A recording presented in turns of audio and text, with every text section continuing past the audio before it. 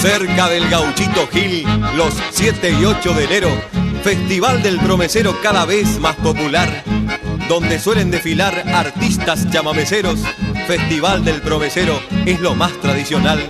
Si lo quieren visitar, está en Mercedes Corrientes. Seguro que los creyentes allí se van a bailar.